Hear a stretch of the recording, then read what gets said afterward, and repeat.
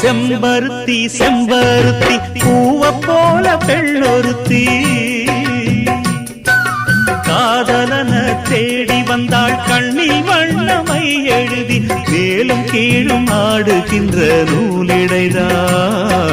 மீண்டும் மீண்டும் நான் படிக்கும் நூலகம்தான் நாளெல்லாம் மீண்டும் மீண்டும் நான் படிக்கும் நூலகம்தான்